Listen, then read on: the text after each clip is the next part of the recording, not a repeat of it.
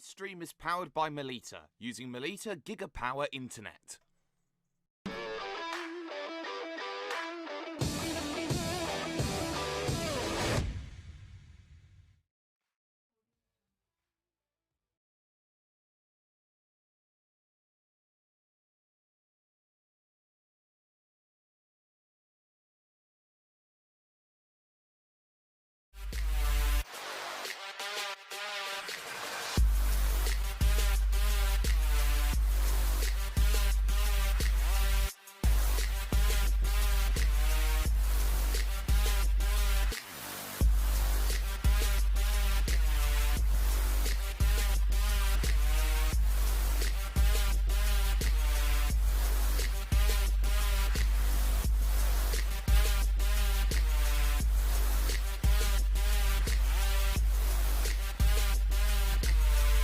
World Pro Racing, where sim racing becomes real. For only €5 a month, experience every high-definition moment on your TV, tablet, phone or PC. Great teams, great moments, and so much more. TSN from Melita is your ticket to stay in the game. Visit melita.com/sports.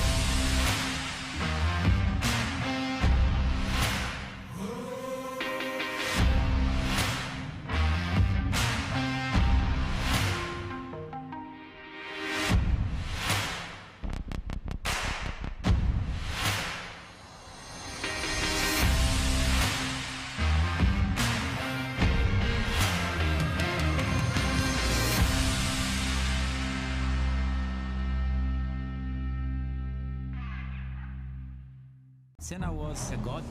No one could even dream to follow him. I'm from a very humble background.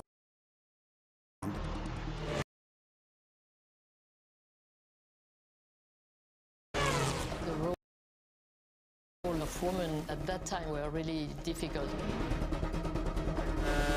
It's just so dangerous. You're risking not only your life, but also my life.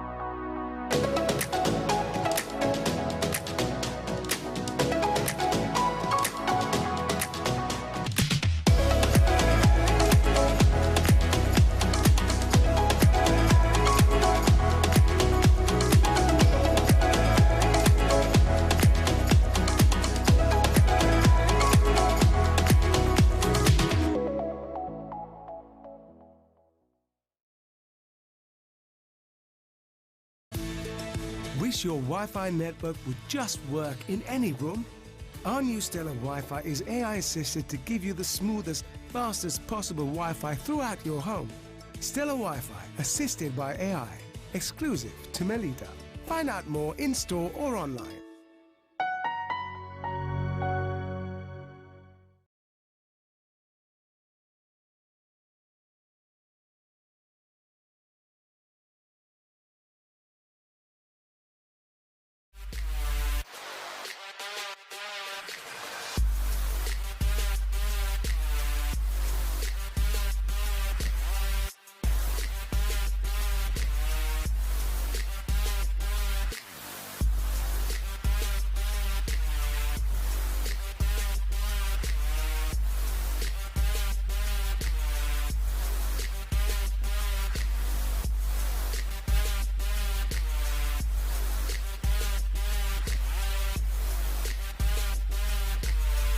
World Pro Racing, where sim racing becomes real.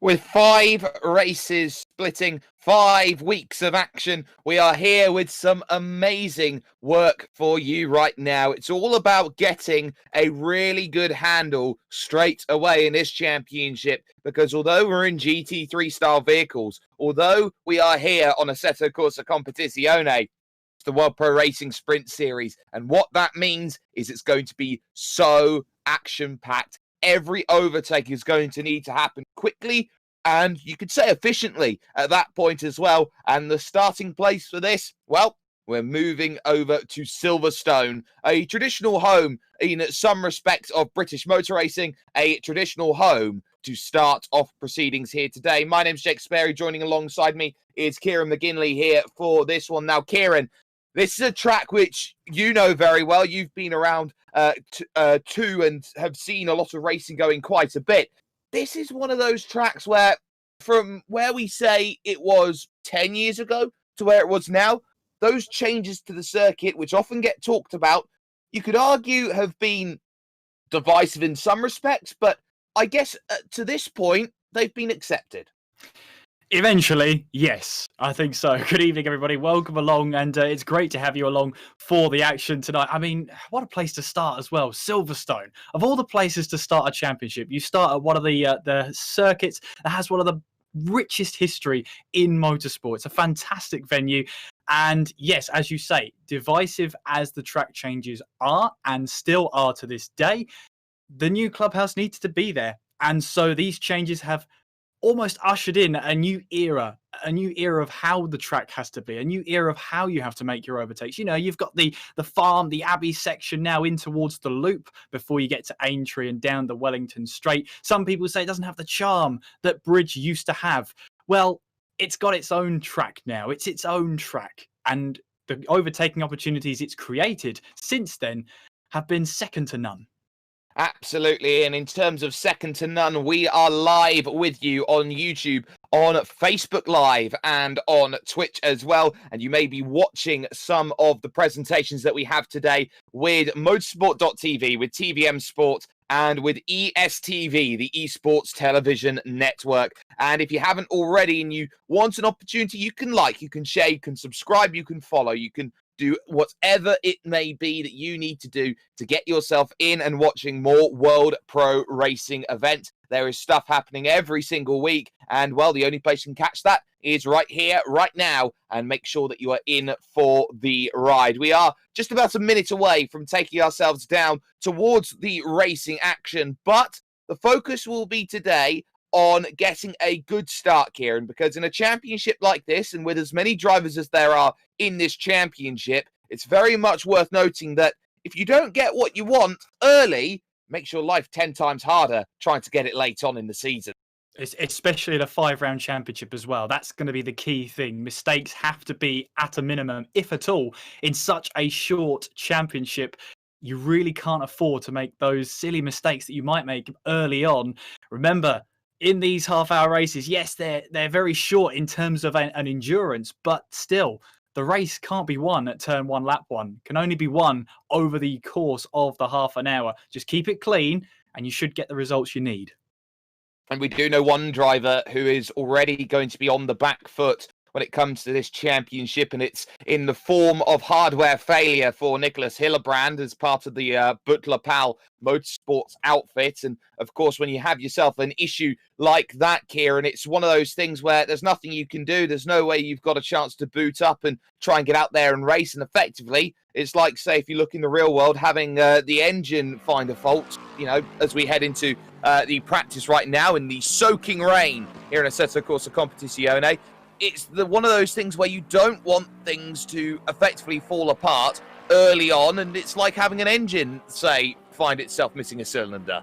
It's one of those things in esports, isn't it? You've got to wholly rely on the hardware to get you racing in the first place. It's the bread and butter of actually getting into these races in the first place. And yeah, as you say, for Hillebrand, he's going to be on the back foot from race 1, unfortunately, and he only found out a few hours ago. So really unfortunate for him, but hopefully we'll get to see him at the next round at Barcelona, which is next week. It's action-packed. It's 5 weeks, 5 races. As you said, Jake, it's action-packed all the way through now. We're looking here at Jack Noller in the number 36 machine right now, part of the GT Omega RPM Esports outfit. Aston Martin going through the old turn 1 at Copse Corner, and what used to be a fast start to the lap is here at this moment a very fast second to third sector styled the lap through Maggotts Corner, the left of Beckett's, and then the third right at Chapel Corner. You can see how difficult it is to follow in these wet weather conditions. There was a definite contrasting of lines going through and a small wiggle trying to deal with that transfer of weight through each corner. And when you don't have necessarily all of the grip that you want underneath you, there are always going to be those concerns about, okay, well, what is the vehicle doing, and have we prepared enough for wet weather conditions? Yeah, and the drivers will be hopefully prepared to take on this weather. It's, of course, Silverstone, so you're, of course, going to have to battle the elements at some point in your career here at Silverstone. And when you do, you're in for quite a race. It's a bit of a workout here when the rain falls at Silverstone, because normally when it rains, it pours at Silverstone. It's as simple as that. We're looking at Hannes there, the Estonian, in the number 77 Porsche, just making his way through Luffield. And, of course, as you said earlier, Copse Corner, which is that normal... or now the new turn 8, the old turn 1, obviously used to be that huge fast starting start to the lap, I should say. Fast starting start. Yeah, that works. Why not? Let's go with it. Going through Copse Corner now in Waffel there, making his way through. Obviously, it's a huge fast starting corner, but in these tricky conditions, you really have to be careful making your way through those corners. It is so treacherous going through Copse Corner, and especially on the outside as well. Those curbs are unforgiving in the dry, let alone in the wet as well. You've got to be so careful you don't spin up the tyres and find yourself facing the wrong way early on in this race. Luckily for the drivers, it is only the practice session. We've got the 15-minute qualifying session coming up later on, followed by half an hour worth of racing. So time is of the essence for these drivers. They've got to get up to speed with these wet weather conditions very quickly. It's worth noting here today, ladies and gentlemen, that we are running under Blancpain effective rules. So that means that we will be starting off this race up at the old turn 1 at Copse Corner to get things all sorted out. Something else that you may be noticing are the small yellow bars which are going up next to the names of certain drivers here up on the field. That will be an indication of exactly where drivers are going to be out there on circuit and trying to find themselves a way around, as we look at Hazma Belhassana here, trying to make the H3 Racing Lexus find a good turn of pace. Worth taking a look at how the top 10 looks at the moment in this practice, because we have ourselves at just a count 6 Lexuses inside the top 10. Are they maybe the wet weather car of choice today? It's very early on in this practice session, and I think sometimes you'll get that element of drivers holding back going out there in practice session. They won't necessarily want to reveal their true pace until later on in qualifying, because then you've got less time to react for the other drivers in your lap time. So we've still got 11.5 minutes to go. This will purely be drivers trying to go for some sort of race pace. They'll know they need the consistency in these treacherous conditions, and then maybe towards the end of this session, probably with about 4 minutes to go, we'll start to see drivers go on to their flying lap and possibly onto that practice qualifying lap, and we'll be able to get a better idea of how qualifying should shape up to be. Kesey there making his way through. There is Brioni in the number 3 Lexus now. Let's see how he tackles through Copse Corner here. And little bit of a twitch of the back end there as it tried to steer its way through, and then in towards this legendary complex here. Maggots in through Beckett's, relatively unchanged through its history. Obviously, it's had this chicane outlet for a number of years now, but still just as fun to go through. And then you make your way in through that left hand of Chapel, down the Hangar Straight. And of course, the Hangar Straight pretty much unchanged over the years we've come at Silverstone. And then you make your way towards Stowe Corner, this fast right-hander here. Very easy to take too much speed into here. Got to be careful of the understeer on the exit as you make your way down through Vale and then towards that Club Corner section. Braking hard now in towards the left-hander. The Ferrari just ahead here, maybe trying to get off the racing line. You can see a little bit of an undercut there from Brioni just to try and get some traction as well as make them move there through Club Corner and onwards now towards what was, of course, the start-finish straight. It won't be here today. Heading your way now towards Abbey. Fast section here. Throw the car in and hope it sticks. You saw that bit of understeer midway through the corner before the car then gripped on again as you head way through Farm and then on towards Village here. Tight right-hander in towards the loop. A good overtaking opportunity if you can get the exit of Village spot on. Slowest corner on the track, the loop. You've got to make sure you get the traction zone spot on as you turn through Abbey. Try not to scrub off too much speed because you'll need it all for the Wellington Straight. On towards Brooklands here, the windscreen wiper doing a really good job of keeping that water off the windscreen altogether. Now making our way in through Brooklands here, long left-hander followed by Luffield, the long right-hander here, the right-hander that seems like it goes on forever. A bit of a twitch there from the back end, a little bit too much speed maybe taken through Luffield as we now head our way on through Woodcote there, and the driver running on board with Brioni decides very last minute to abandon that lap time and heads towards the pit lane. But that's a partial lap here of Silverstone, and you can just see on board how treacherous these conditions are and how difficult it is for these cars to just keep them in a straight line, let alone go around the corners.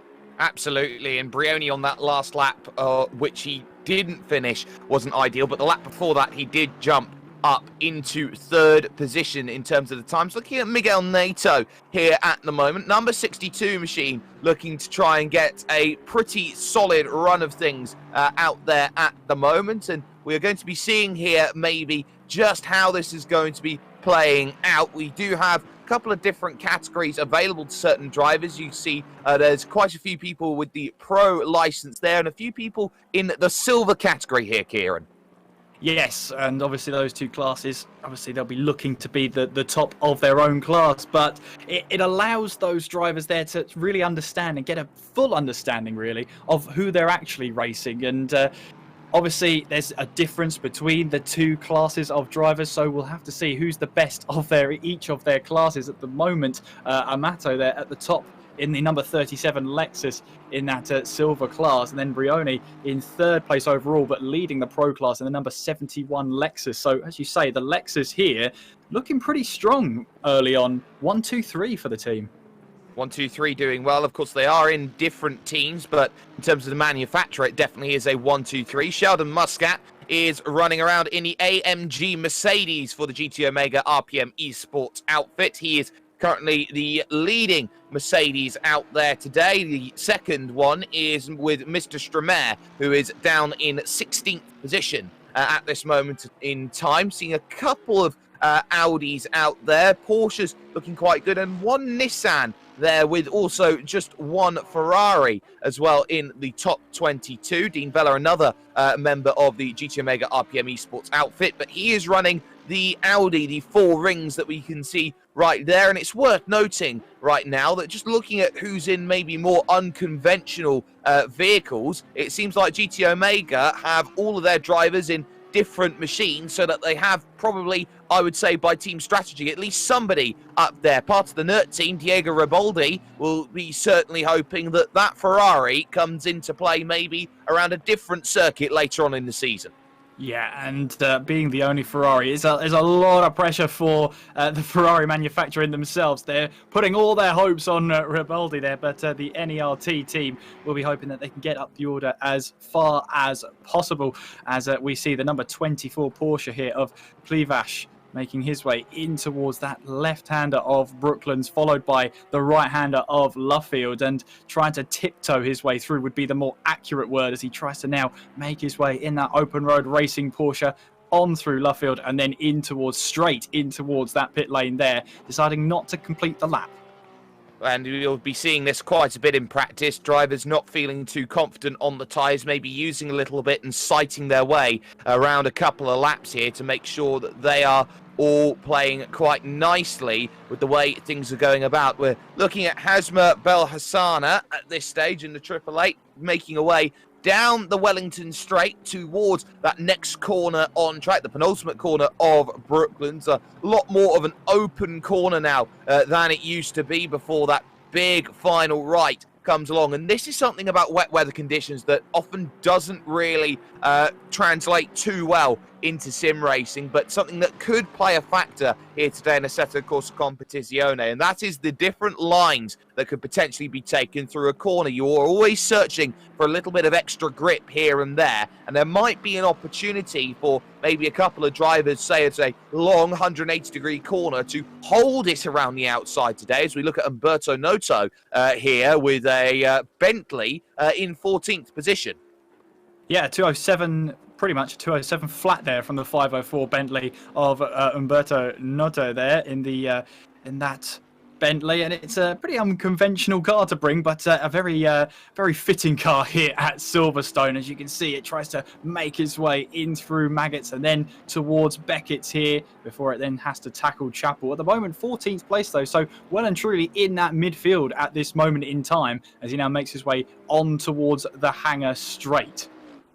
And this Hangar Straight, of course, a former airfield circuit, as quite a few circuits actually in the United Kingdom were converted out of air bases as they moved through to Stowe Corner and the bottom end of this Silverstone track. We're about 4 minutes away from qualifying, and the in-sim time right now is 1:40 p.m. in the afternoon. For those wondering how dark it can get when it does rain around this place, it certainly is a very, very dark racetrack at this moment in time. But there is also a few things that drivers will be looking to try and conserve when they do go around this place. And this is part of Assetto Corsa's system, and that would be one of the things that you don't want to do around here in terms of racing online on Assetto Corsa Competizione, and that is make mistakes like that, because there is a consistency marker going through every corner on how you tackle each line, how close you get to an apex, how much speed you carry through each corner, and it all goes back to a certain rating. And if you get a really nice consistency rating out there on circuit, more often than not, you're up there right at the pointy end of races. Yeah, and that's always a great place to be, isn't it, really? That's where you want to be. That's where all the drivers are aiming to be. But we're seeing the number 37 there of Pierluca Amato tackling now in towards Chapel and in those Lexuses. And again, we've now got 4 Lexuses in the top 5 right now. So incredible pace from all of the drivers in the Lexus right now, as we see Amato now tackling in towards Stowe Corner, that long right-hander there. You've got to be so careful there, getting just onto the curb there as he now makes his way through Vale and in towards that club corner section through the left, and then the double right-hander. You can see that even from the external cameras, you can see how much that car is really struggling, especially in the low speed sections, to grip onto the track as we now come on towards that short run up towards Abbey and Farm. That's a fast right left-hander. You just got to be so careful through here that you don't overcommit. You don't want to understeer whatsoever. Absolutely not. But here's my question. Is it Lexuses or Lexi? I think we'll have to throw that to the floor, I think, to be honest with you. It's an age-old question, isn't it? And we've never found the answer. Well, not yet. So if anybody knows any directors of the Lexus racing team, they can definitely find themselves with an opportunity to ask the most important of serious questions that we have at World Pro Racing. Is it Lexuses or is it Lexi? Answers on a postcard. Of course, for those who are watching with us live, you can say in the comments down below. But for those of us who are joining us right now and watching this one a little bit further into the future, there is still a lot of racing to go, and maybe you've already found that answer if you come to us right at this stage. But with just a minute and a half to go, what's going to be the keys as we look at Jan Nicholas Urbink here as we head over towards qualifying. What's going to be the keys of getting this qualifying session in not necessarily changing conditions, but very, very damp condition? You have to be confident. You have to be confident in the car. The setup is all there. You've had the practice, you've had the time, you put the hours in to get the setup that you need. Now you need to rely on it. You need to have full confidence. If you don't have full confidence in the wet, in these conditions, in your car and in its setup, you're going to be nowhere near the pace. You've done all the practice, you've put all that time in to get your setup in. Now you need to have the faith in the setup to get you up the order. And then the other half of that is you've got to have the confidence in yourself in these treacherous conditions as well. It's no good setting the car up if then you're not as confident as the other drivers out there on your lap time. If you want to try and get yourself up the order, you have to be brave. And being brave will get you straight up to the top of the order. And it looks like Amato has been the bravest driver. Here is the H3 racing driver, Redouane Messaoud, who is a Frenchman and making his way past the bottom half of the circuit, looking to ride on up here right at the end of free practice, which is just about at this stage coming to an end. The checkered flag does come out, and we will be just seeing the final few drivers putting their times in, I believe, on the board before we move on over towards qualifying action. But he is the first of the Porsche drivers out there on track. Both of the H3, or actually H3 as a team exactly, are having a really good run of things here today. They are 4th, they are 6th, and they are 7th in what is a Lexus and Aston Martin and a Porsche. So another team, another outfit that has decided they have wanted to change up their philosophy, change up their vehicles. And that also does leave you in a catch-22, because whilst you choose the vehicle that you're most comfortable driving with for the season, at the same time,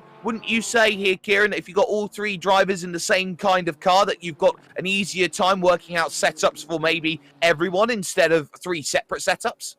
That is a case. And it's a very valid point. It would make setup a lot quicker and a lot easier between all of the drivers. However, by putting your drivers in 3 different cars, you've got 3 different opportunities to get to tracks where the car is stronger. Now, we've seen here the Lexuses, that top 5, all Lexus cars at this moment in time. Incredible stuff here in practice, although qualifying will be a different story. Now, if this is the case, if this is the ideal or the pace that we're expecting later on today, then the Lexuses are the car to be in at the moment, but they might not be the car to be in when we head to, say, Barcelona or maybe even Brands Hatch further down the line. By using different cars and throwing everything they've got at the track, then there's going to be places and chances where some of the cars might be good, some of the cars might be weak. But by doing that, you've got a good chance as a team to get a really good result. You certainly do. And of course, we now move over towards qualifying, and a different mindset is definitely going to be on the horizon of every driver here. Practice is all about finding your toes, especially at the start of a championship, Kieran, when you don't know how good every other driver is going to be. You don't know maybe all of the names on the list. As you look on down, you go, well, okay, which driver am I going to be racing here today? And where am I going to put myself in terms of this championship push? Especially when you've got such a diverse choice of car type as you have here in a Assetto Corsa Competizione, it's almost like you have to see through a crystal ball to know who your rival is each time you go to a track. And that's especially true at the start of a championship. However, I think when we get to qualifying, you'll have a clear idea of who you're racing and who might be sort of top of the order, who might be at the back end. As well as that, you're going to have drivers that have strong tracks. You're going to have drivers that have weak tracks. And Silverstone is one of those circuits where you need to have the confidence, especially in the wet, in order to get the most out of the car and out of the track in order to set that really good lap time. We're seeing here Luke Whitehead making his way out onto track in one of those Lexuses. And we've seen here how good those Lexuses have been so far, occupying the top 5 spots in practice. We'll have to see how they do in this qualifying session, which is underway right now. And how difficult is it going to be in these conditions to make sure that you are perfectly poised? You've got a knife edge, so to speak. We're not seeing too much spray being kicked up here by these GT3 category vehicles, but what you also have to deal with is track position. There's 27 vehicles here today looking to try and challenge in this opening race, Kieran. So the question becomes, where do you find yourself the most amount of space to get the best possible lap available under your bonnet?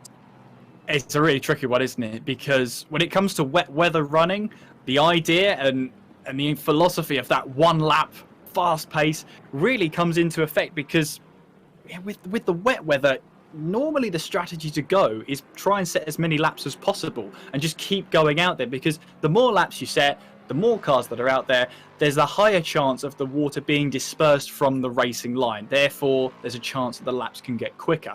However, what we've just seen going through in towards Luffield and then in towards Woodcut there, you've got drivers trying to find their own space out there. So the track's big enough. I mean, it's over 5 kilometers long here at Silverstone. The track's big enough for 27 cars, but what they've got to be careful of is not tripping over each other on their lap. Once they trip over each other, as we just see, there's one of the green cars there making their way, having an excursion off the track. That was one of the Bentleys having a field trip, if you like.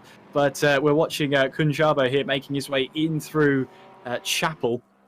Yeah, finding your space is going to be crucial out there. But keeping your own head and keeping your own space is going to be one of the keys to setting your good qualifying lap. I wonder what the teams are going to be thinking. There's a lot of teams here that have quite a few drivers in the lineup here tonight.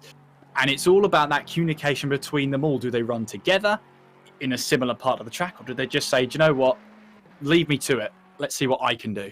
Being left to it right now on screen is Christopher Legreston here, who is going through Beckett's corner and into Chapel right now, as we are just about going to see the first lap times coming in on the board. We're going to be keeping an eye out on who is going to be jumping up where as those times come in. And this final sector doesn't seem like much on paper. Oh, you've only got one right-hand corner, a left, and then another right to finish the lap. But this is where so much time can go away, especially in wet weather conditions where you are really struggling at the middle part of a lap like this, where you're trying to just fight against grip and you've got cambers to deal with as well. For a track which is a former airfield circuit, as we are starting to see those times now on the board, it looks like Imola is currently the quickest at the moment over the start-finish line, as Brioni does jump a little bit faster in the 71 Lexus.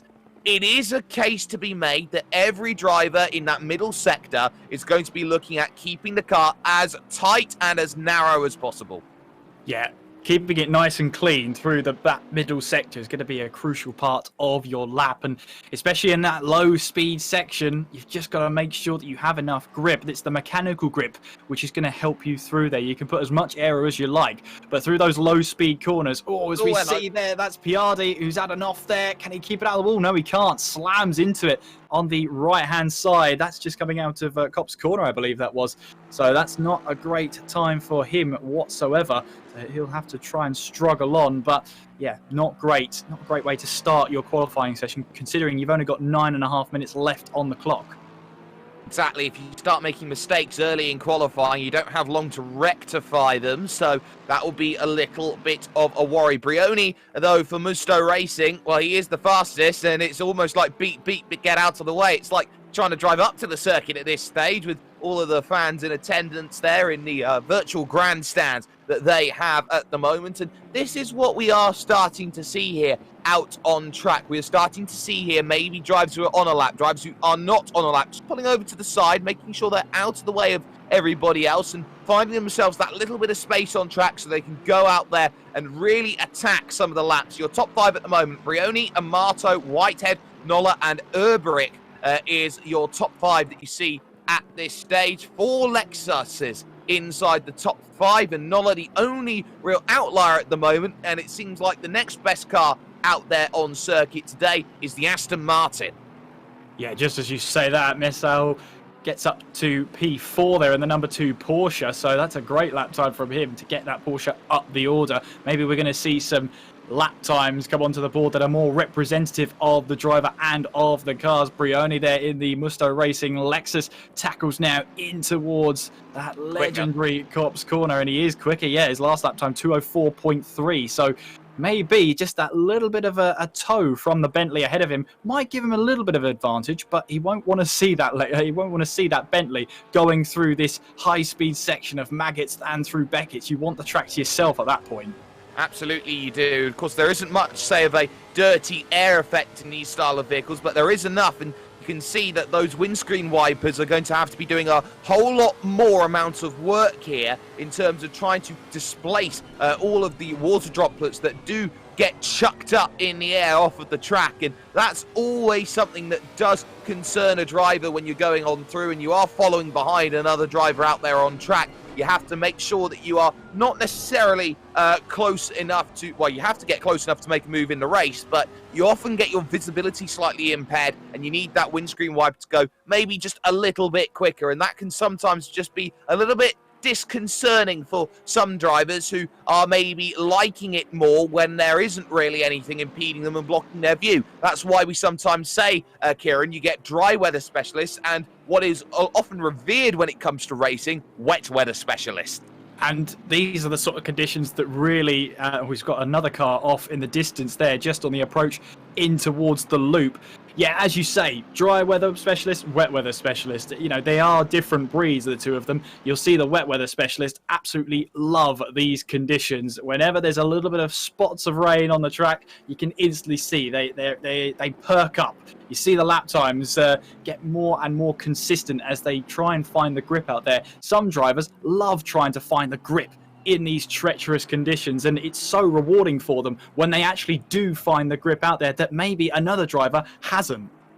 And we're looking at drivers here in the mid-pack at this stage. We've got Miguel Nato in 13th position. He's behind Ryler in what is 12th in the Lexus here. This is a pretty good run heading towards that final sector and Brooklands and Luffield Corner, and you can see here drivers not using all of the circuit going all the way out to the left hand side. They can still carry that same amount of speed that they need to through the mid part of the corner, and they're not necessarily going to be losing all of that time on the exit of the corner because you've got such a short run here between Brooklands and Luffield Corner.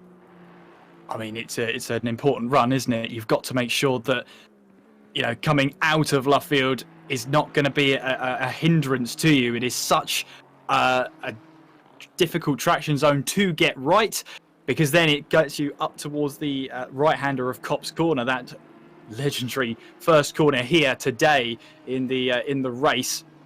And that's somewhere where you don't want to be vulnerable, and that's all from the exit of Luffield. Get that right, and chances are you're going to have a good chance of taking Copse Corner at the right pace and right style that you want. Absolutely, and this is where we're going to be looking at drivers who maybe want those times, and oh look, he's managed to somehow fix his issue late on. So this is going to be a trial by fire for Mr. Nicholas Hillebrand in the Butler Powell Motorsports machine, and this is what I think a lot of sim racers really do look at and go, oh really? We've got no time to work this one out. We just got to put one good lap in on the board. That will be very, very interesting to see. 29 drivers now here today, and Hillebrand has got probably the most unenviable task of effectively hot lap shootout. Yeah, all the pressure is on Hillebrand right now, but in fairness to him, fair play to him for fixing whatever the hardware issue was with his computer. He's here right now, out in the car, and I think he'll be happiest with that. I think it might be a little bit frustrated that it's taken this long to actually fix the issue. It's taken a few hours at least. However, he has fixed the issue. He is here. He is in qualifying. And hopefully he'll be on the grid for the race, which is really important for him, because then that means he's got a great chance of getting his championship off the mark. Well, you can see here on the right-hand side, this is an outlap that he's on at the moment, and he'll be going on to a flying lap, because you can see with the race logic timing that's there on the right, he's up at 5 minutes 52 seconds, which is not a representative lap time at this stage. But every driver's going to be hoping that they get good times on the board, and when you've got 29 looking to try and get themselves a good race, it's going to be all about, well, how aggressive can you be in qualifying? We have seen a couple of changes up and down the order. Messaoud is there in 4th place. Krizi is there in 5th place at the moment. But since the start of qualifying, we haven't really seen too many changes as we look at Tom Ottey right now on the brakes into the left. He's in 14th position in the 114 Lexus and doesn't have a team, as is the Emil Frey Lexus Racing name is the default for that machine. But now it's about progress to get over towards the start-finish line and make sure that it's all going to work nicely through the final corner. And here is that drive to the line, and we'll see if there is any improvement on this lap. And the answer is it is a 2:06.429. It does remain in 14th place, though, and you can see the difference there in terms of 14th to 10th place, because that's almost a whole second's worth of difference. 8/10 split 4 places in 10th to 14th. Yeah, and Otti there, especially going through Luffield there, really struggled on entry in getting that car to bite down onto the track and give him the grip that he needed. And easily he lost a couple of tenths there at least on his lap time. But he's got another chance to try and get that lap time right. And we're seeing here drivers crossing the line now will get a chance of setting a flying lap. But after this point, you're going to have to say this is your final flying lap now.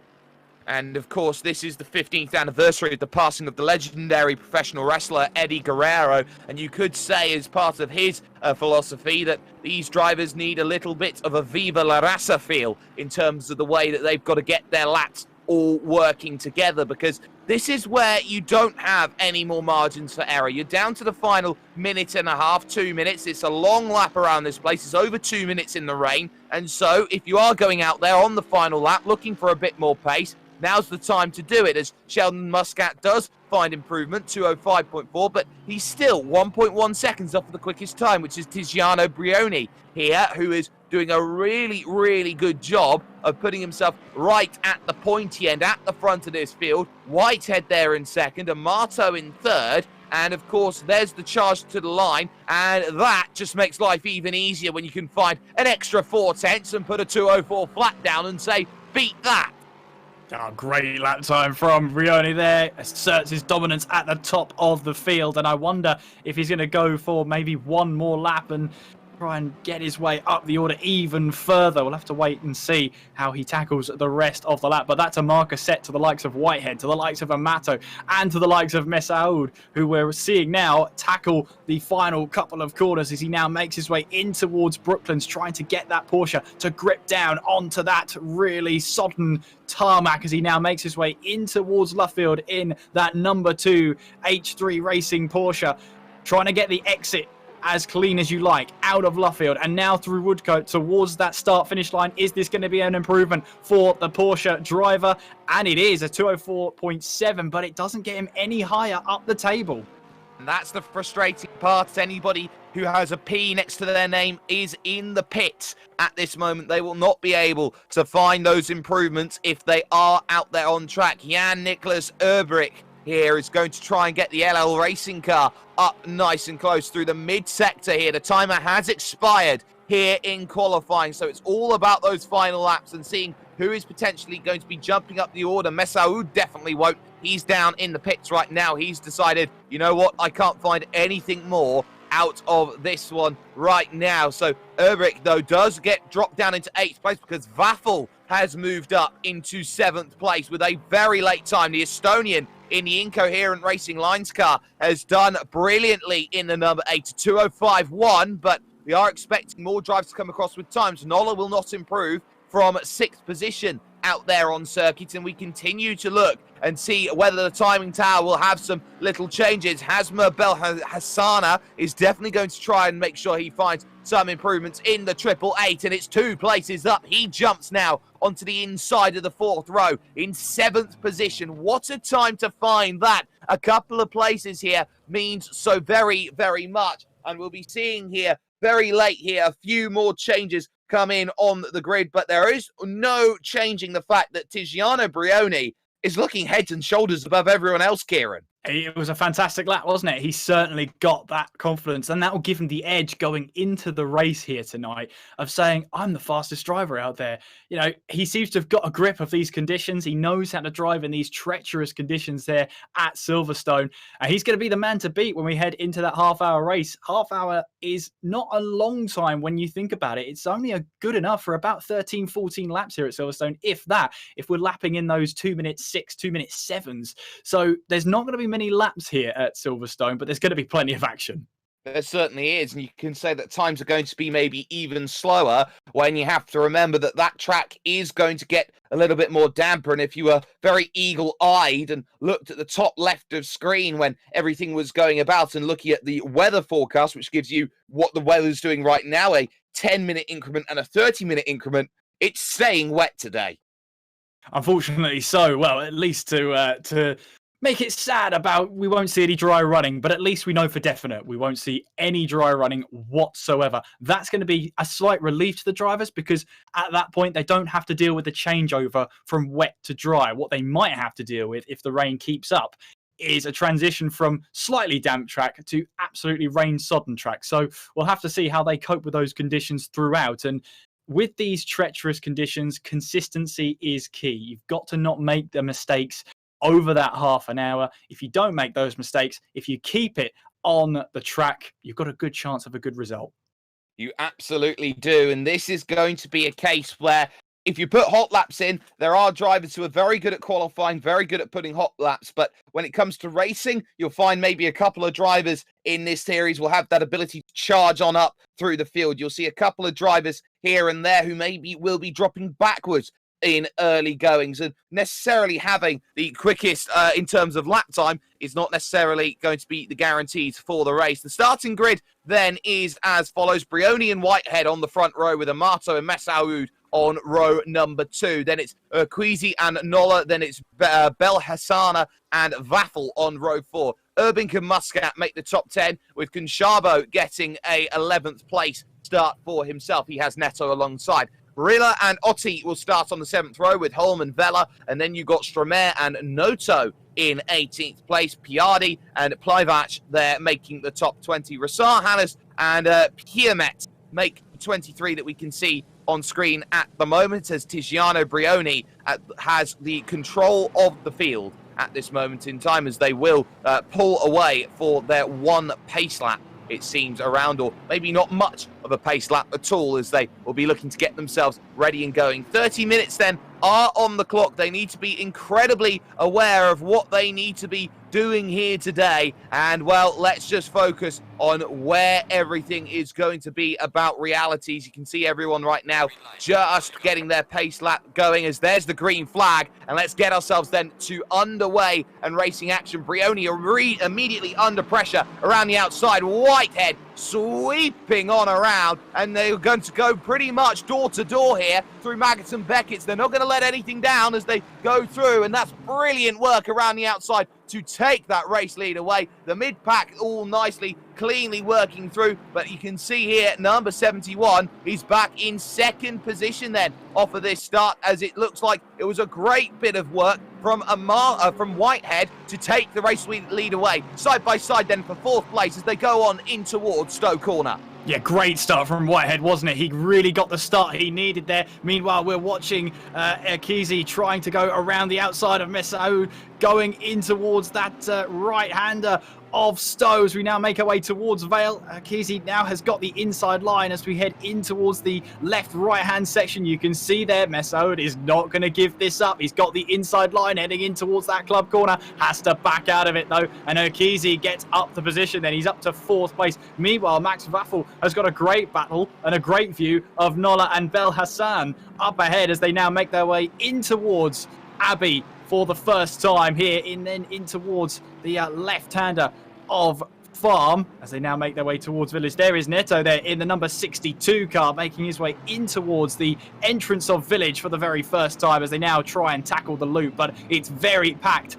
just outside of the top 10. It's very packed inside the top 10 as there's Belhassan. He's under immense pressure from Erbrick right behind him. Both of them in the Lexuses as they now make their way up the Wellington Straight and towards Brooklands. Here's your leader, Luke Whitehead, going through, has the lead against Tiziano Brioni, who has got himself a very, very good storied legacy when it comes to sim racing. Amato company there in 3rd. There's someone way off the circuit in the background there in 25th place, I believe it was, as here's Plivac trying to go on through. It was a driver just behind him then that was running into a couple of troubles here and there, and you can start to see some drivers who haven't had the best of starts and have run into troubles today. And one of them is Gergely Charbot, who is, or Charbot down there in what is 26th position. So he hasn't had the best start of anything. Top three, though, they've broken away. Okizi there in 4th position is the next driver down the pack, but he's already a couple of seconds adrift.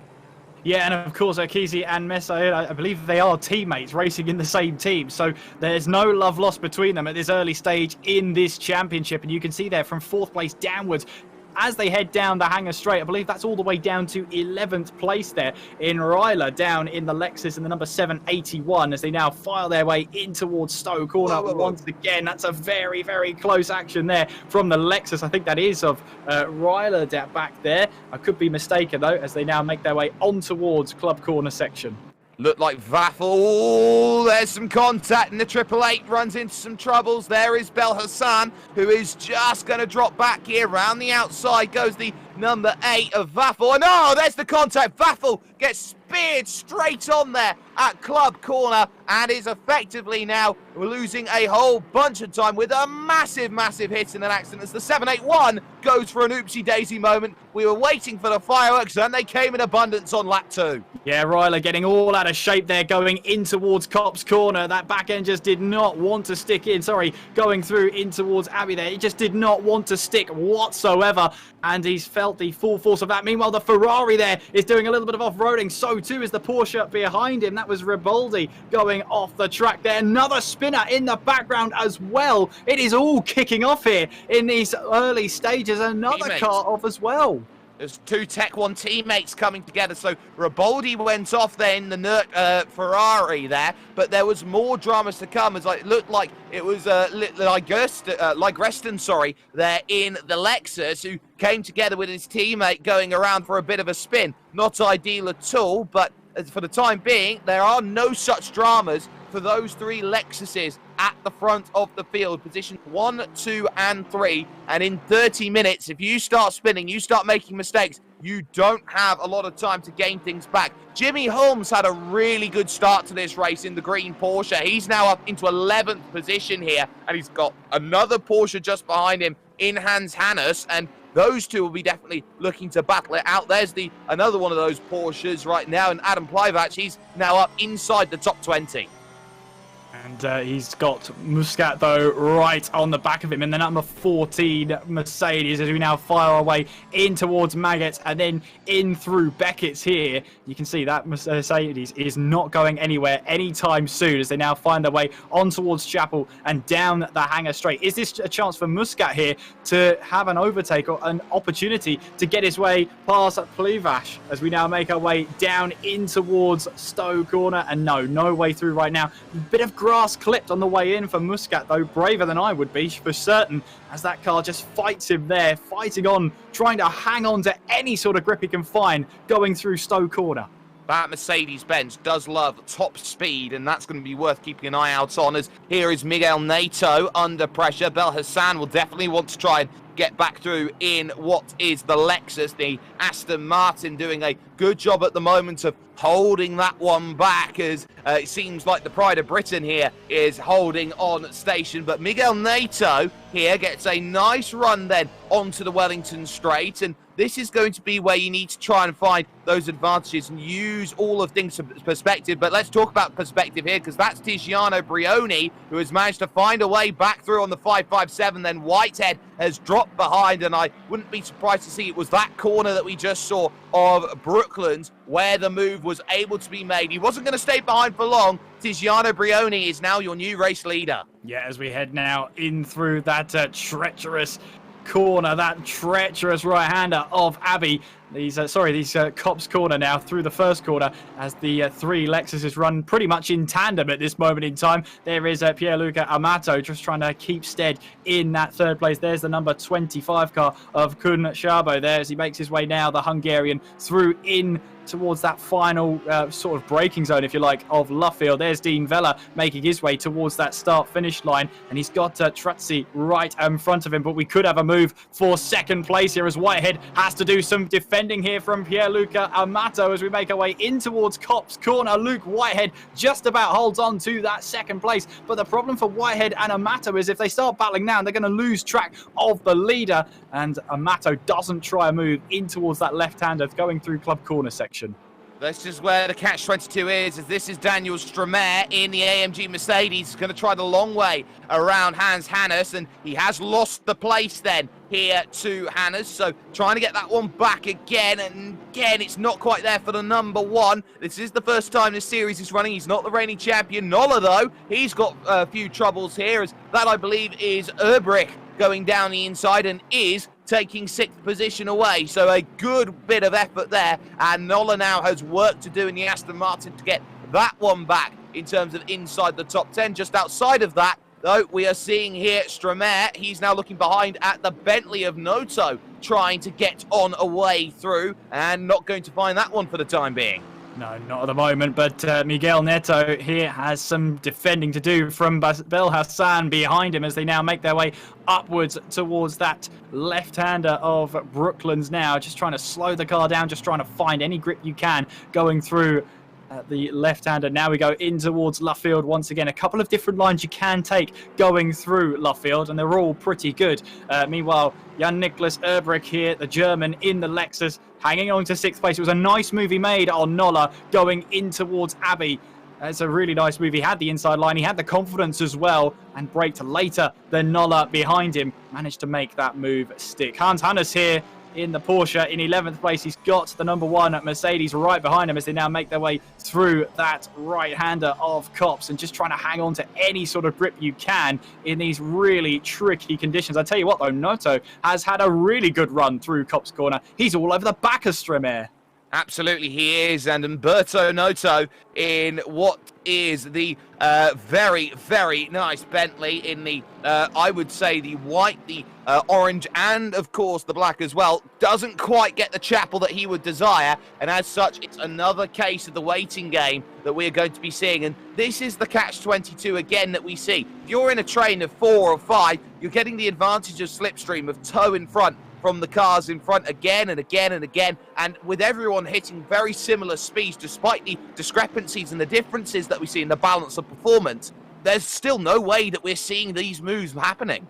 No, at this moment, not at the moment, as we see there the Bentley of Noto trying to make a move up the inside of Stramer. Oh, there's contact between the two of them going through in towards Club Corner, and I think Stramer there has just about rejoined, but they're just battling as hard as they possibly can going through. We're going to see a replay of what exactly happened. So Stramer here is going down towards Vale, now going in towards the Club Corner section. So he's got Noto right behind him as they make their way through. The right-hander here, he's sticking tight to that curb, puts him wide. That made Noto think, this is my opportunity to try and make a move, and the gap just squeezed there. It's always tough going too wide through there. Stramer just had to take to that tarmac on the outside and lost 2 positions in the running. So far, all the instants we've seen, bar that one, have been racing instants, but I wonder what the stewards are going to make of that one.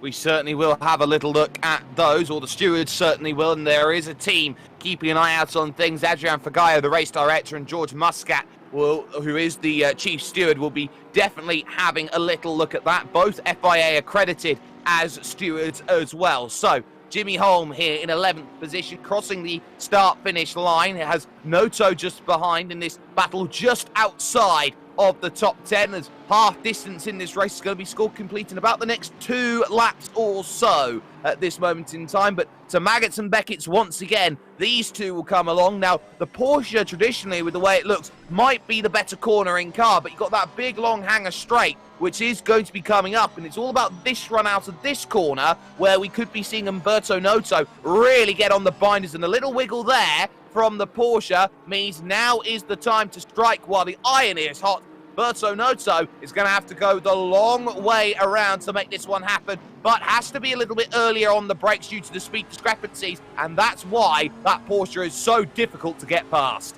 Yeah, and of course with its shorter wheelbase as well than the Bentley, it's always going to be a tough one to try and outmaneuver, especially through the corners. So the Bentley of Noto just has to bide his time and see if he can get past the Porsche of Hannes right up ahead of them as we make our way through. There is a Messau who is right on the attack here, but he has to be careful from the Lexus of Erbrecht, who's really reeled him in that 779 Lexus as they make their way through towards the loop. We've got Stromer there who's trying to recover from that earlier off, but now he's being hounded by the Lexus of Otti and the number 114 as they make their way in through that corner of Village and then towards the loop. But Luke Whitehead is under real pressure from Pierluca Amato. The two Lexuses are about to do battle on the exit of Luffield here, trying to get the exit spot on. They've left Brioni to really lead the race all on his own, and that's the problem when you're battling this hard for second place, is you will lose sight of the leader as we approach the halfway mark in this race. Luke Whitehead trying to hold his own out there as we make our way through that legendary Cops Corner. Nice bit of confident driving from the two of them, but it looks like Amato there got a really good run out of there. Otti, meanwhile, he has, I believe that was one of the Bentleys behind him. Is that Noto behind him? I'm just trying to look at that. I think it is, and Otti there has done very well, and that is Umberto Noto, who has dropped about 2 or 3 places now into 15th position. So definitely not been the best lap that Umberto has been looking for. There has been a mistake somewhere out on circuit, so that's going to have to be work to be done, and especially in a mid-pack like this, where every point is going to matter in terms of this championship. You definitely do not want to be on the outside looking in when it comes to something like this. And all about those lines going onto the hangar straight once again. This is where the Bentley is going to definitely shine, and it was definitely defended as we look at Dean Vella all the way back in 24th position in the only Audi in the pack. He is, I believe, now behind Trazian. That's someone off there on the side of the road. I didn't quite catch who that was, but there was a blink of an eye. Yep, just past him. And it's as we get to Ligrust, it was someone in 25th place at the time who had run into trouble. So somebody off the road and pulled it to an end and saying that's a day. Yeah, and that's unfortunate there. So we'll try and find out who that was later on in this race. Meanwhile, we're watching on for the number 25 Lexus of Kunchabo here as he now makes his way through in towards Club Corner and on towards the, what they say, the new start-finish line. It's not the start-finish line for these cars as we now make our way on towards Abbey and Farm once again. Meanwhile, though, the battle for second place still hotting up as we head our way through Luffield and on towards Woodcote and on towards the start-finish line for these drivers. Meanwhile, Reina Ressar is under huge pressure from Vaffel behind, and he's also under pressure from Muscat in the 14 Mercedes as they now make their way in through Aintree. Well, that's a mistake. Wide going is Vaffel, so Sheldon Muscat's going to pick that one up, but the very, very striking pink Nissan is doing all of enough, but there goes Muscat straight on through. But why is he straight through? Because he's straight on, and that is something that often happens too very often when it comes to racing. Sometimes you think you've got the move done, you sail on by, and you realise that your car has turned into a boat. Yeah, and I like the pun, the sail on by. Yeah, that's exactly it. You think you've got the braking absolutely spot on, but then you forget it's the wet conditions and it's even trickier to try and stop these cars. Meanwhile, Umberto Noto is under pressure now from Ryler as we now make our way in through this Maggots and Beckett section as the 504 Bentley is really struggling with these conditions right now as he's just trying to make his way through that Beckett section, through Chapel and onwards now towards the hangar straight. And remember, I think it's the top 15 that score points in the championship. So really those two are going to be battling hammer and tong. Meanwhile, the battle still rages on for P17. There is Stromer who runs wide, who runs deep, going in towards Stowe Corner. Is able to hold on there, but that looks to me like that is a Mercedes that might be in a little bit of trouble, maybe pushing quite hard in order to try and make up some lost time, but at the same time is struggling now to keep that car on the track. And of course, they have to be very, very cautious about how much they are using up their tyre life as well. They want to make sure they have something left underneath them to attack in the late stages of the race. And you don't often talk about wet weather tyres and tyre life when it comes to something like this, because you've got a massive chunky wet weather tyre that's all about building and making sure that it can clear off away. But the more that rubber is going to be put down onto the circuit, the more aggressive you are on the tyres, the less grip that you're really going to have, because you have less tyre tread effectively. As the 8 decide to prove the points entirely, start pushing too hard, and well, you're going to have no grip in the corner. Yeah, and that looked like the back end just stepped out of it, and there's no way of trying to catch that one. A little bit of a slide there, and then just mashing on the throttle to try and get the car turned around. But for Vaffel there, that's going to cost him so much time. He'll be so frustrated with making a mistake like that, and that's all too simply that you've taken too much speed through the corner. Speaking of someone taking too much speed through the corner, Messaoud, who's really under pressure now from Erbrick with that running wide at Kopp's corner. He's got to be careful there that he doesn't spin up those rear tyres, because that's where the water is going to build up right on the exit there, because hardly any of the drivers are using that bit of tarmac. So very lucky to get away with that one. Jimmy Hole, meanwhile, is still under that pressure from Stromae as we make our way in towards Maggots and Beckett. You can see taking a more defensive line in towards Maggots there. Meanwhile, that was Alexis getting all the way through. I think that was Ryler on Noto there. Fantastic move going in through Maggots there. Not often an overtaking opportunity you see there, but what a move that was. Umberto Noto can be found to be sleeping, and there will be a pillow somewhere in that cockpit, because you don't often leave the door open for that sort of move to happen. And it was truly a sensational pass as we keep an eye out on Messaoud at this stage, as he's now got a 2-car train, because for all of the battling and how much Messaoud has been holding things up in 5th place, it's allowed Erbrick, it's allowed Nola to get onto the back, and that's going to be a little concerning in the late stages. Meanwhile, Stromae, he's also having to deal with Otti right now, going around the outside, maybe at club, using a little bit of that curb and AstroTurf on the exit, try and get on through. Suddenly, he's not looking at trying to attack the 2 Porsches, who are looking a little bit better on tyre life, it seems. As actually, I'll say that with a little bit of worry, as Hannes has just gone off in front. Oh, big wiggle there, going through turn 2 and around the outside, the attempt from the 114 of Otti. And now we've got some Noah's Ark racing, 2 wide, 2 deep. Absolutely, in these treacherous conditions as well. Stromae is just trying to hang on to that car now, just trying to find the grip wherever it is, as he now makes his way through Aintree and onto the Wellington Straight. As you see there, that was Otti getting a little bit sideways. That car just did not want to put the power down, as we now make our way on through towards Brooklands here, through that left-hander. You have to slow the car right down going through Brooklands, as it's really easy to get caught out. Meanwhile, Noto there using that straight line advantage, or using that Bentley power to get back past the Lexus of Ryler in the number 781.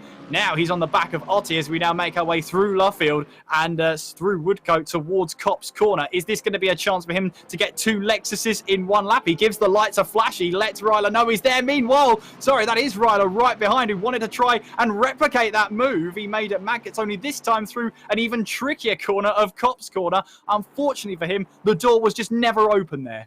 Well, here's some side-by-side, as this is Nola, and he is trying to fend off Bel Hassan, who is going the long way around, wiggle on the exit. And if Jason Derulo was playing that song, there'd be something else on the end of it. But Messaoud is also having to deal with Erbrick right now, as this is going to be up and under. How much of a nose is he going to get to the inside? Well, just going to be held nicely by Messaoud. He takes the cone with him for a good measure of that as well. And I think they're just policing and using those limits just quite a little bit. We are into that crunch time, though. We're into the final 10 minutes, and that top 5's no guarantee. Noto under pressure into the Vale, and that is a clean move from Ryler there to pick up that place and pretty much put an end on that one. But it seems like everyone now has decided, well, there's not much time remaining. Time to see what positions we can get late. I know, we're now 2/3 race distance, and it's just been action-packed all the way through wherever you look. And don't forget, if you're enjoying this action, make sure you are subscribing, you're liking, you're following, on whatever platform you may be watching on tonight. You are very welcome to be joining us here tonight. Oh, a massive tap there from Holm on Hannes there, as he spins around. The 787 picks him out as well, as 781 of Ryler picks him out as well. And for that Porsche there, it just looked like it was inevitable trouble. That contact between the two Porsches has put Hannes all the way down the order, and I wonder what sort of damage that Porsche is carrying now, and no less what the damage is on the other two cars that made contact. One of them was Riley. I didn't catch who the other car that made contact with that Porsche was. Looked like Holm. It did look like Holm, didn't it? So the two Porsches coming together at the mid-pack there. Well, that's put Harness all the way down the order, and it's going to put Noto there, Umberto Noto, up a position now as he tries to recover this one. But as I was... Oh, go on, Jake. Apologies there. It did look like Holm did go back and redress the position. It's something that's more akin to those who follow Australian racing. The redress, something where you do make an incident, you hold, you wait back for someone to go on by and say, yeah, I wasn't going to get the place there with that contact. I'll sit, I'll wait for you, and then we'll go back on again. Focus now on the four-car train behind Redouane Messaoud. This is looking very, very dicey. In the middle of that is his teammate Bel Hassan, and I think Messaoud is a cork in a proverbial bottle that is trying to help Bel Hassan make it 4, 5, and 6 for the H3 team.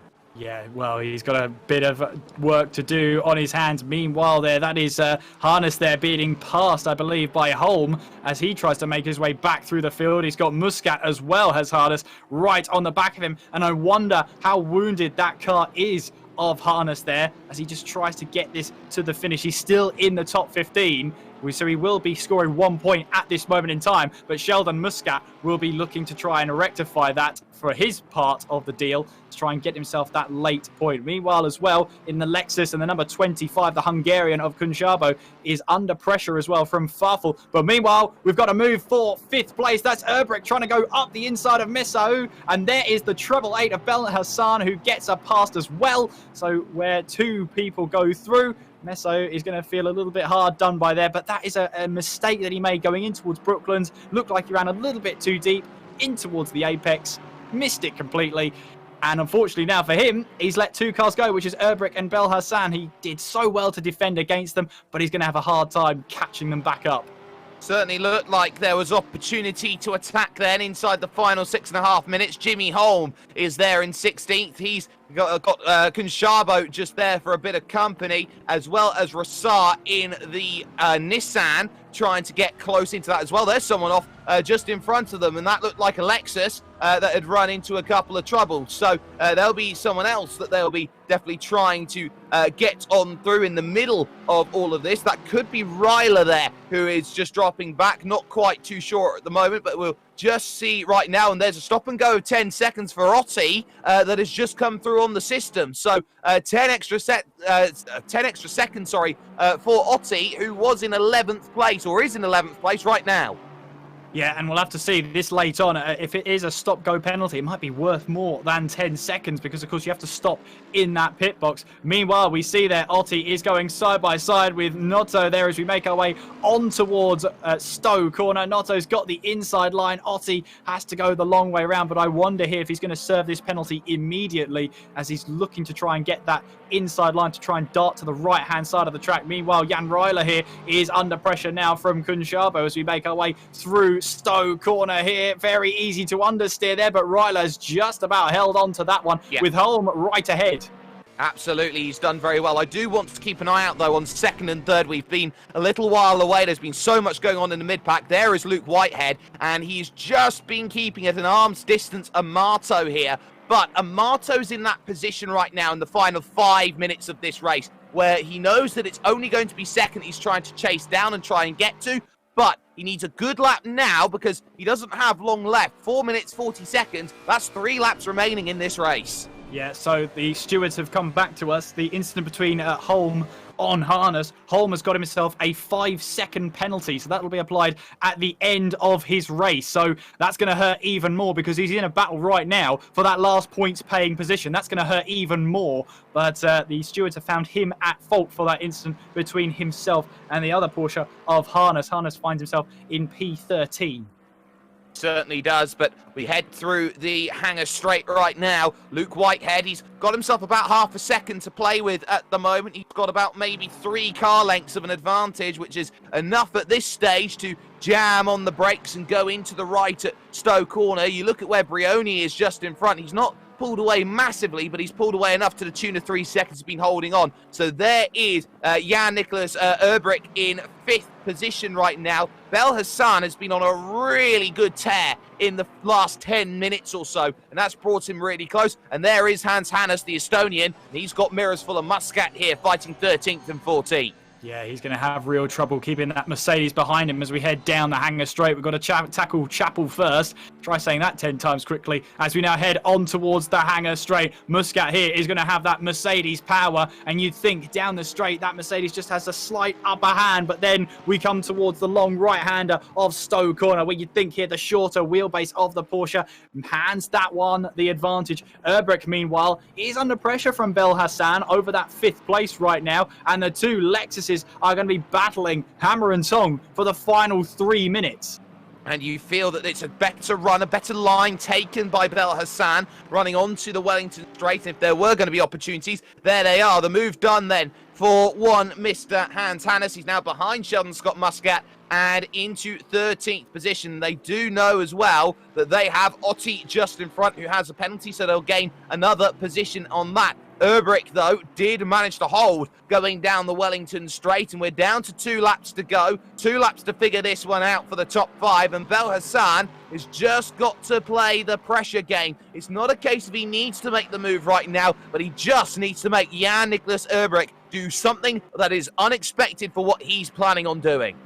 Yeah, and it's sometimes you just need to try and pressure your rival into that mistake, and that can pay off if the driver makes the mistake. However, it might not pay off when you get into that final lap of the race and you realize, actually, I do actually have to get past you now, and that's where desperation can set in when we head into the final 2 minutes of this race. Brioni here, we haven't seen a lot of him, but when you're leading the race by some margin, that's not always a bad thing. He's just kept himself out of trouble there. Meanwhile, not getting himself out of trouble is Messaoud, who's found himself onto the grass there going through Chapel, and that has lost him a lot of time there. And a position. Nola has just jumped into 7th then. With that one, it's so easy to make a small mistake. Otti right now is serving that 10-second stop and go penalty, so he'll now be diving down the order. You can see the P indicates that he's down in the pits. There is Stromer, though. The top 10 is another factor that is not secure right now. Look at him. He's going to have to try and play defensive backs because Umberto Noto is closing on in.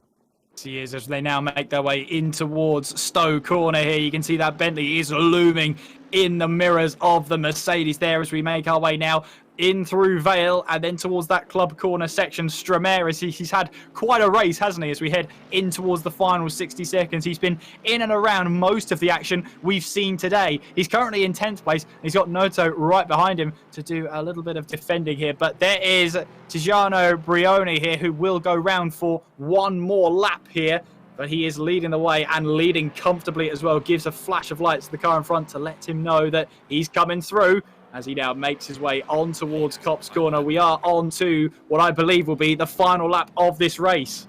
We certainly are going to be on the final lap, but there are still those battles coming up. Stromer trying to hold on to a top 10 against Berto Noto. 2nd and 3rd, still not decided. 5th and 6th position, still also not decided either. It seems like we got a mini pack here and there of 2-car fights, as it looks like Noto is starting to fall back a little bit here compared to Stromer, and that will be a little bit disconcerting. We look a little bit back again as Jan Reiler here is under pressure from Vela in this fight for 19th place. The timer does expire, so we're now on that final lap that will be coming up. And again, another little look, trying to go on through. Wide goes Reiler, and Vela trying to get on through. No, he's definitely lifted out of that one, trying to get this one going. Side by side for 5th, though. Erbrich is not clear, as Belhassan will have to take the long road if he's going to get it. If you take the high road, I take the low road, and I'll be at the finish line maybe before you here as they fight for power on the exit. That's a very big, wide line taken then, and he just about gets the room, almost careens into the side of him, trying to get through. Lights flashing because that was not on, says Erbrich. He goes on through. There is Ligreston, who is getting himself lapped by those in 2nd and 3rd position. It looks like, just for the time being, Amato is going to be clear of one Mr. Whitehead. Oh, sorry, Whitehead is clear of Amato at this moment. Belhassan is through, is clear, but Focus now on this driver, Tiziano Brioni, heading himself onto the Wellington Straight for the final time. He didn't have everything his own way off at the start. He did get overtaken. Turn 1 at Cops Corner. Had to play the patient game, had to wait to find a way through on Mr. Whitehead. But through the final couple of corners, you could not put a finger wrong on the way that Tiziano Brioni is driving. The Musto Racing man is going to be coming over to the start-finish line and will take round 1 of your World Pro Racing Sprint Series. Silverstone is in Brioni's back pocket. And a fantastic performance from Brioni. Made that look easy, didn't he? Yes, he didn't get the best start in the world, but Luke Whitehead got a better start than him, but it doesn't matter. Brioni got the result in the end. Amato rounds off the top 3 there. A really good performance from Pierluca 5 seconds Amato. for Hassan. And I'm not surprised at that 5-second penalty for Bel Hassan there. He made the move off the track, so that's going to hand that position back to Erbrick as long as they finish in that order, and as long as Erbrick finishes 5 seconds within Bel Hassan. What's not decided yet is this battle for P10 in the race. Stromae now making his way through Luffield and then in towards that final acceleration point. Who's going to be first towards the line? Who's going to try and seal that top 10 spot? It looks like it's going to be Stromae who's going to take that checker flag and finish what has been such an eventful race for him in the top 10. Managed to recover there. Noto in 11th place, and that is Pierre Metz there having that little bit of trouble in the number 762 car. But I have to say, let's have a look at this. Yeah, just took a little bit too much speed on the exit there. The rear end just couldn't grip on, and he just had that little bit of a moment there in the 762. But he's rejoined onto the track now, and he might find himself a couple of positions down. But what a result. What a performance from Tiziano Brioni. He will be absolutely thrilled with that one. 35 points on the board. 35 points, 35 points. Definitely couldn't really fault him for it. Brioni from Whitehead, Amato in 3rd. Okwizi will take 4th place, and it was the rejoin that will take Bel Hassan's 5 seconds a little bit down the order that will be applied in post. With Erbrick in what will be promoted now up the positions. Nola, Messaoud, Neto, and then Stromae rounding out the top 10. That we've got the final points positions. Noto, Muscat, Hannes, Vaffel, and I believe Holm has 5 seconds worth of penalty, but we will wait to see how that will all come out as they take their slow down, their cool down lap, and bring it back on into the pits. Tiziano Brioni is your race winner here in this one. And Kieran, you know, it's one of those quiet races where you say at the front of the field where you have to go and make those moves, you have to do so quickly, but at exactly the same time as trying to go out there and make those moves, there's something to be said about just quietly getting on about your business, just finding a couple of tenths of a second a lap, and suddenly you find your gaps a whole hanger straight. Yeah, and it always helps as well when the battle for second heats up behind you. It just allows you to focus on your own race, and you can set the lap times. You can set them consistently as well with that clear air ahead of you, clear air behind you. It's one of those races where he had the race to himself in the final 20 minutes. That's exactly what he needed, exactly what he wanted. And at the end of it, he's got himself a well-deserved 35 points.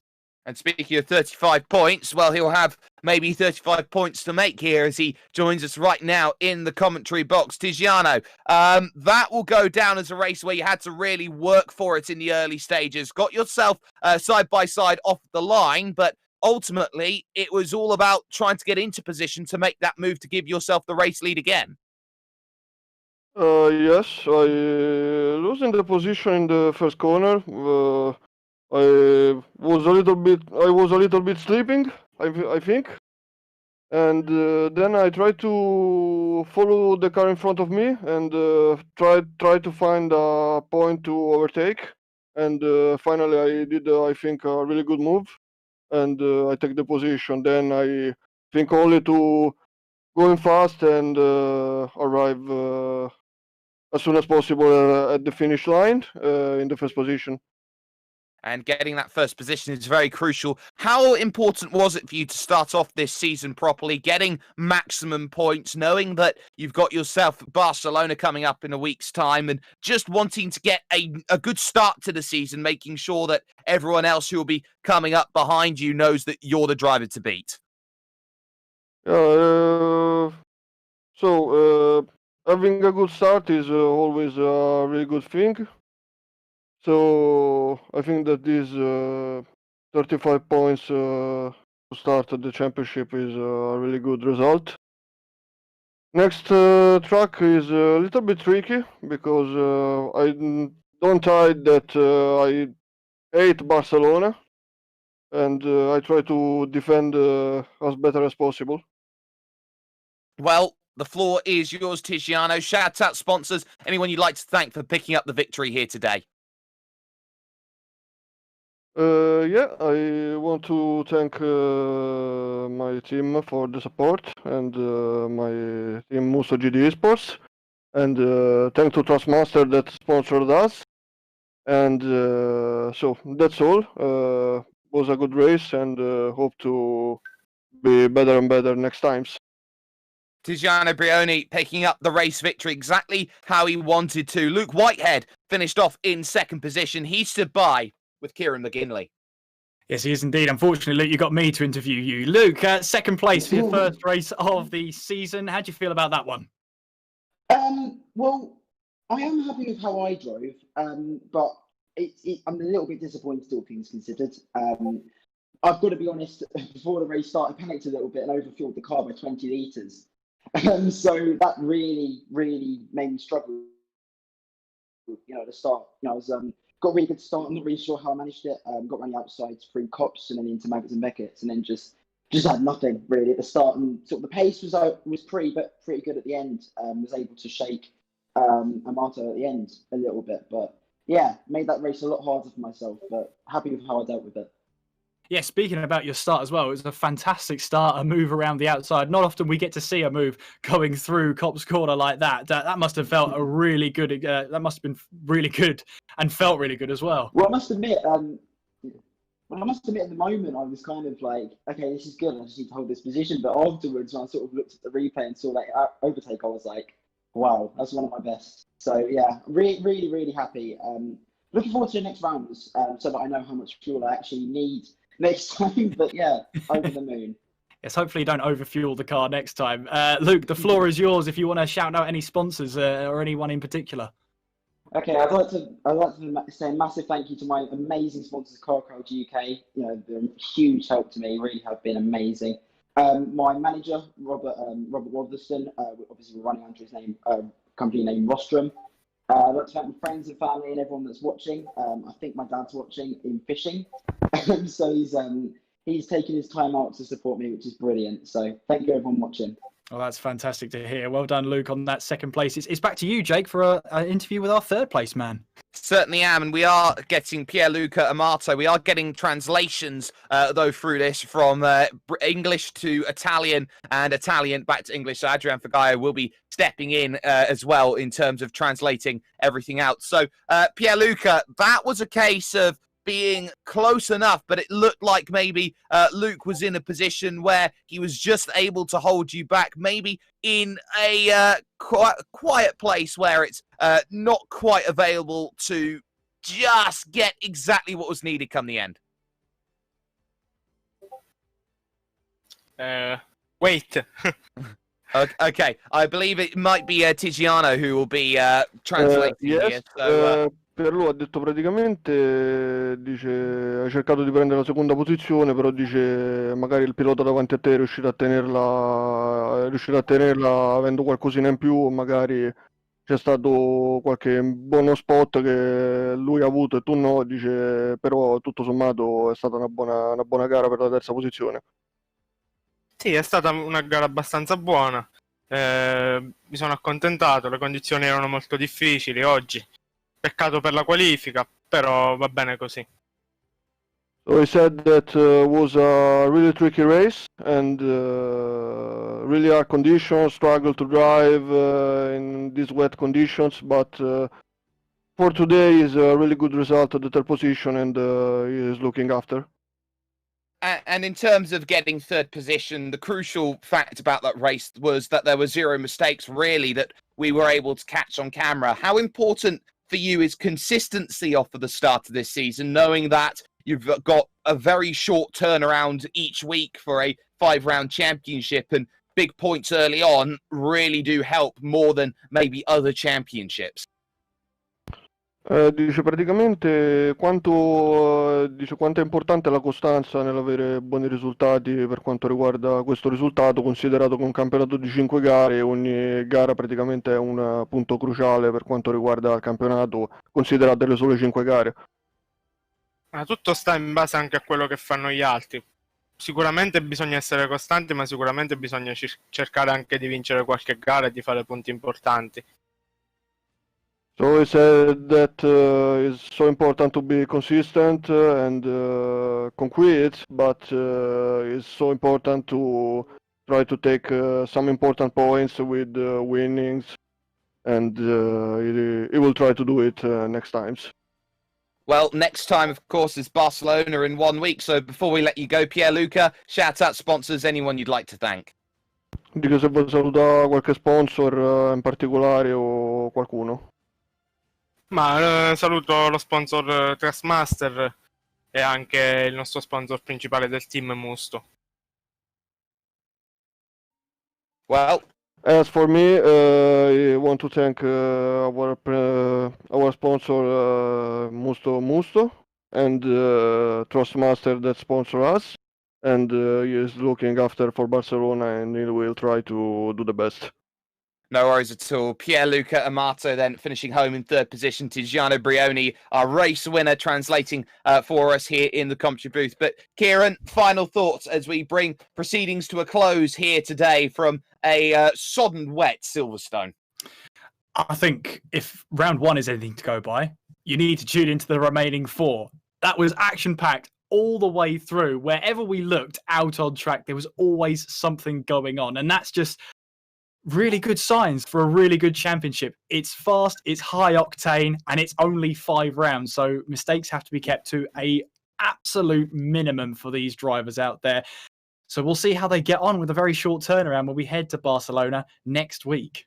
And the only place you can catch that is here with World Pro Racing on YouTube, on Facebook Live, and on Twitch as well. If you haven't already, you can like, share, and subscribe for that, as well as for those who have been watching on motorsport.tv, on TVM Sports, and on ESTV, the Esports Television Network. From everyone who's been working hard behind the scenes, the likes, of course, from those in the stewarding team, George Muscat, the chief steward, and Adrian Fagayo, the race director. From those behind the cameras, Justin and Nathan Mifsud, who have been working over on this one. From that guy over there, Kieran McGinley. From this guy right here, Jake Sperry. It's Tiziano's time in the opening round. A wet race, which he was able to master in the early stages and build up a comfortable gap. But when it comes to Barcelona, when it comes to the Circuit de Catalunya, there are going to be quite a few differences moving up onto the horizon. Who's going to find that? Well, we do not know, and we don't know where the form book lies when we go on to that. All we know is that Tiziano has the control at the moment. It's highlights right after this. Stay with us right now, but from all of us here who have been bringing you this action, we will see you in 1 week's time.